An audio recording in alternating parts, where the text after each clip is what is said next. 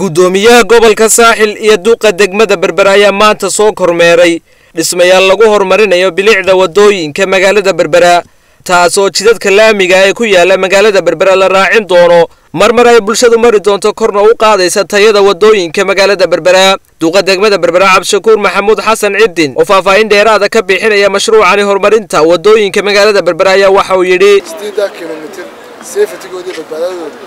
waxaan in loo helo meel dadku si hore u balan qaabay meesha sameeyay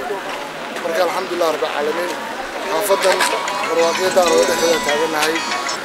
waana drainage system sameeynay drainage-ka iyo wadadaas ka dhexdeeda waxa lagu doonaa marka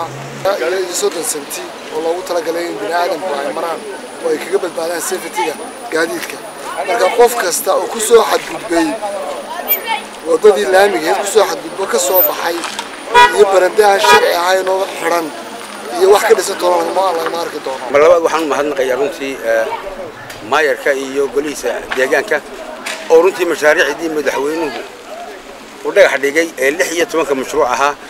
kan uu yahay imika aan dul taaganahay iyo labada qaybood ee kala ay sheegeen dhinacyada ka maraya 8 bay ku yihiin mashaariicdii imika inta fushay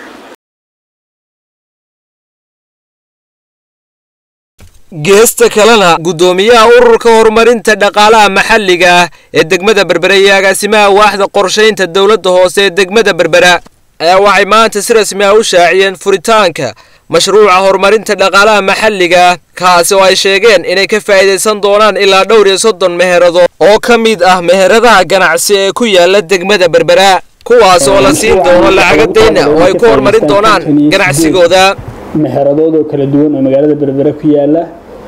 laakiin installment kan hore imika diyaarka ay la doonayeen in dadku soo ablay gareeyaan oo ay ka faa'iideystaan waxa ka faa'iideysan doona ku dhawaad ilaa iyo 332 meheradood meelahaas oo kala duwan horumarinta dhaqaalaha maxalliga runtii dadka meheradaha haysta meheraduhu ama ay ka daciifeen ama ay maxaan ku dhahay ama u baahan inay tacmiir horumariyaan ayaa loogu talagalay mashruuca in laga siiyo dhaqaale taakula dhaqaalahaasi waa dhaqaale ay soo celinayaan ma dhaqaale ay qaadanayaan waa dhaqaale intay ku soo faa'iideystaan ay soo celinayaan Khalid Xasan Qarash Hoon Cable TV magaalada Berbera